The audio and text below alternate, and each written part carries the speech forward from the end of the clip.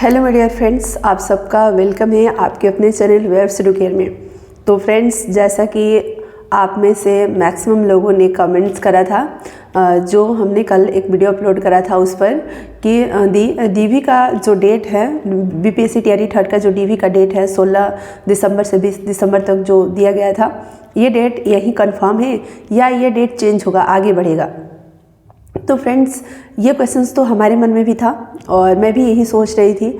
और जैसा कि आप सभी लोगों को मैंने बताया भी था कि मेरा जो पीजी का पेपर है वो 16 दिसंबर से है। 16 दिसंबर से मेरा पेपर है, 16 को है, 21 को है, ऐसे करके गैप करके है पेपर। 8 पेपर है, 9 जनवरी तक है। तो मैंने सोचा था कि मैं अपना छुट्टी लगा लूँ एक ही बार और जो भी है वो एग्ज़ाम देकर आ जाऊंगी, लेकिन उतनी छुट्टी हमारे पास है नहीं, ठीक है। जिस वजह से हमने केवल 2 ही छुट्टियां लगाई, 16 और 17 को पेपर देकर वापस आ जाऊंगी। उसके बाद फिर से मैं आगे के पेपर के लिए फिर से छुट्टी लगाऊंगी, इस तरीके से। तो इस बीच में मैंने सोचा कि अगर मैं जाऊं तो वहाँ पर कुछ पता चलेगा, पटना वगैरह ऑफिस में टाइम मिलेगा जाकर पता करने का, तो मैं करूँगी। तो आप सभी लोगों के साथ इन्फॉर्मेशन शेयर करूँगी। लेकिन फ्रेंड्स, आयोग की तरफ से, विभाग की तरफ से कोई ना कोई एक नोटिस दे देना चाहिए।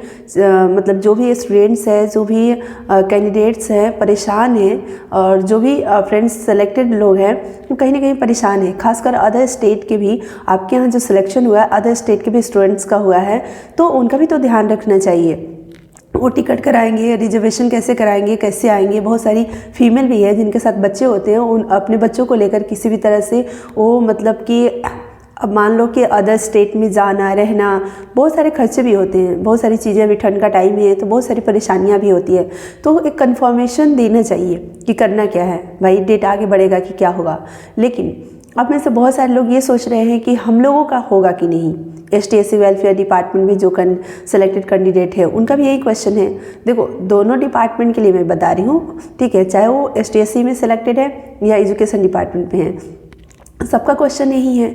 लेकिन एक चीज़ मैं आप लोगों को बता रही हूँ अपने अनुसार से, कोई ऑफिशियल नहीं है, लेकिन जो मुझे लगता है, क्योंकि आप में से बहुत सारे लोगों ने इतना सारा कमेंट्स किया था, ये सेम क्वेश्चंस मैक्सिमम लोगों का था कि डीवी का डेट यही रहेगा या आगे बढ़ेगा। और भी क्वेश्चंस था, आप में से जितने भी लोग हैं अपना और भी क्वेश्चंस क्रिएट किया था। उतने सारे क्वेश्चंस का मैंने मैसेज के थ्रू रिप्लाई तो नहीं कर पाया, लेकिन मैंने सोचा कि चलो एक वीडियो के माध्यम से मैं आप लोगों को बता दूं, ठीक है।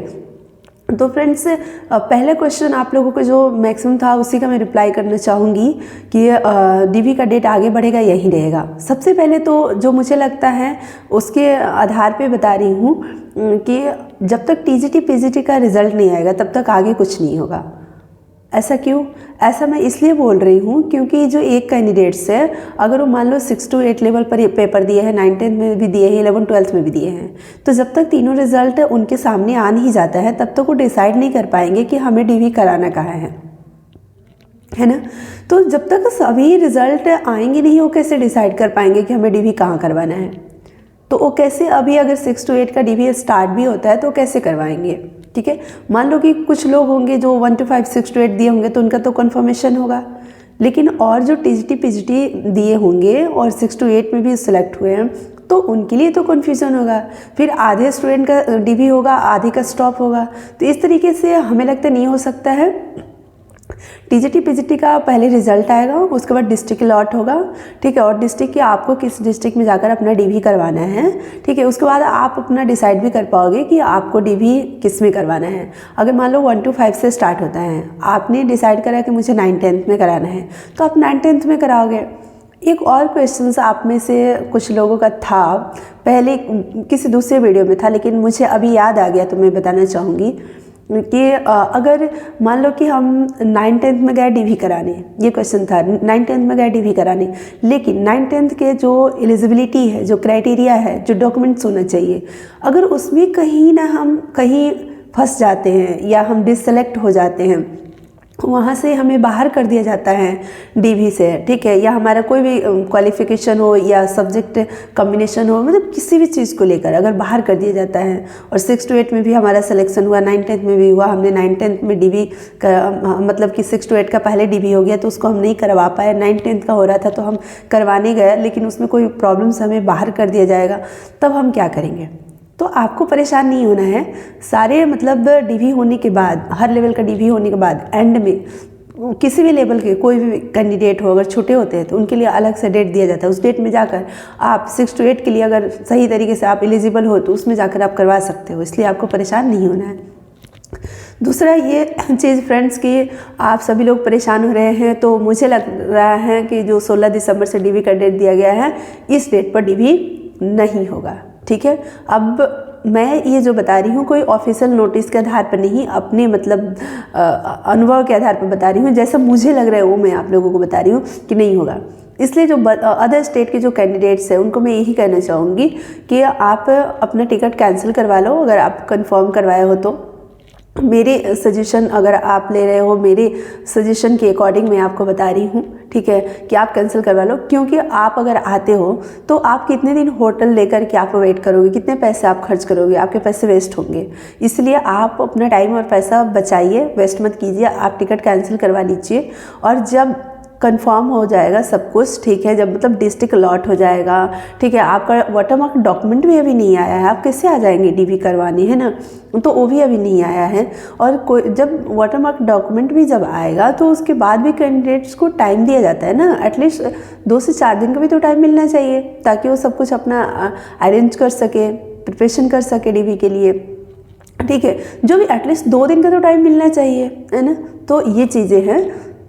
तो फ्रेंड्स यहाँ पर देखा जा रहा है कि 2 दिन का भी टाइम नहीं, कल सैटरडे, परसों संडे हो जाएगा और उसके बाद फिर मंडे को कैसे डीवी होगा। ठीक है, तो इसलिए मेरे हिसाब से मंडे को डीवी नहीं हो पाएगा, यानी 16 को नहीं हो पाएगा। और आप सब लोग परेशान नहीं होइए, जो भी चीज़ें होगी वो सबके लिए होगी। इसलिए आप सब लोग जहाँ हैं, जैसे हैं वैसे रहिए।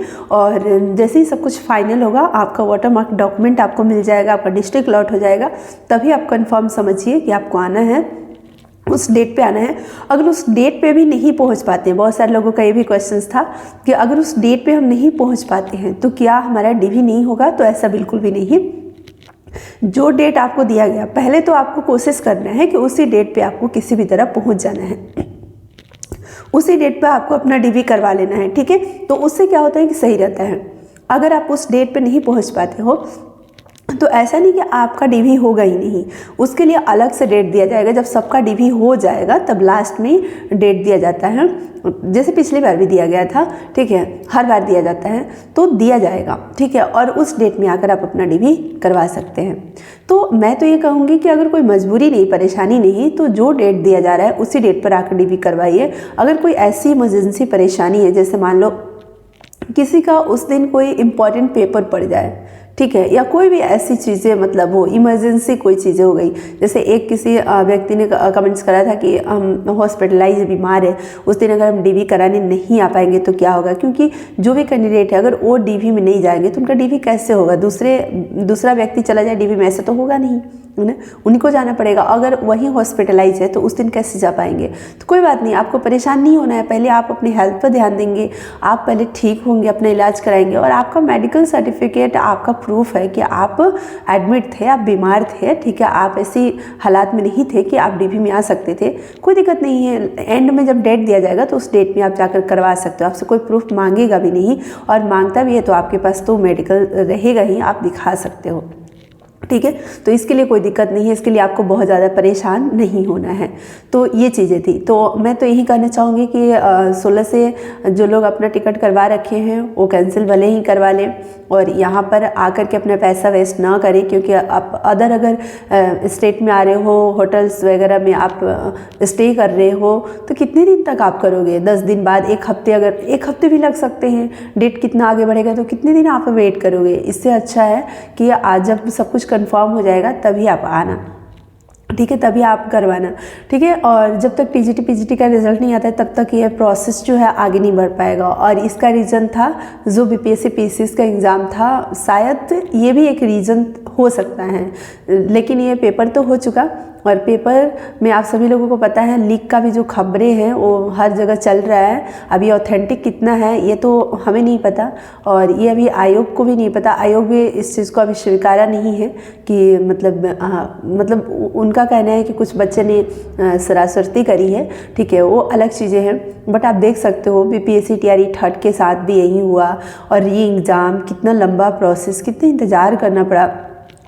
BPSC TRE 1 के भी स्टूडेंट को इतना इंतज़ार नहीं करना पड़ा था।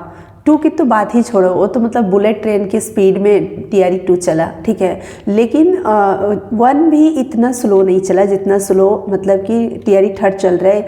बिल्कुल इसको मतलब पैसेंजर बना दिया गया है, और इतना स्लो चल रहा है, इतना मतलब कि आप देख रहे हो रुक रुक कर चल रहा है कि बच्चे जो है मतलब उनका भी एक पेशेंस का भी एक लेवल होता है ना, वो लेवल भी ब्रेक होने वाला है, या हो चुका होगा कितने लोगों का पेशेंस का लेवल ब्रेक, ठीक है। लेकिन फिर भी मैं यही कहना चाहूँगी पेशेंस आप बनाए रखिए, और जिनका रिजल्ट हो गया वो परेशान नहीं हुई है, सब कुछ होगा उनका प्रोसेस। सबसे ज़्यादा तो वो लोग परेशान हैं जिनका भी रिज़ल्ट ही नहीं आया है, वेट कर रहे हैं। और नो डाउट मुझे लगता है कि 2-3 दिन में जो भी है न्यूज़ आएगा कि कब रिज़ल्ट आ रहा है फाइनल, और रिज़ल्ट जैसे ही कंफर्म होगा तभी सारी चीज़ें आगे हो पाएगी, ठीक है। तो ये चीज़ आप लोगों का डाउट जो था वो क्लियर हो गया होगा। और जो भी आपके कमेंट्स होते हैं फ्रेंड्स, मैं पढ़ती हूँ, ऐसा नहीं कि नहीं पढ़ती हूँ, और जो ज़्यादा इंपॉर्टेंट मुझे लगता है कुछ कमेंट्स जो हमारे सामने आता है तो मैं उसका रिप्लाई भी करती हूँ, और जब नहीं हो पाता है बहुत कुछ तो मैं वीडियो के माध्यम से आप लोगों को बताती हूँ। तो इस चैनल को आप सब्सक्राइब कर लीजिएगा। वीडियो अगर पसंद आई हो तो लाइक करना और शेयर ज़रूर करना, लाइक करना या ना करना शेयर ज़रूर करना फ्रेंड्स, क्योंकि मैक्सिमम लोगों तक अगर पहुँचेगा तो वो परेशान है, अगर उनके डाउट है तो शायद उनके डाउट क्लियर हो जाए, इसलिए आप शेयर करने का कोशिश जरूर करना मैक्सिमम से मैक्सिमम अपने ग्रुप्स में। तो चलिए थैंक यू सो मच, इस वीडियो में इतना ही, फिर मिलते हैं नेक्स्ट वीडियो में। तब तक के लिए मैं यही कहूँगी कि आप सभी लोग टेंशन फ्री रहिए और स्वस्थ रहिए, मस्त रहिए, मुस्कुराते रहिए, हंसते रहिए। Thank you so much friends, thank you so much.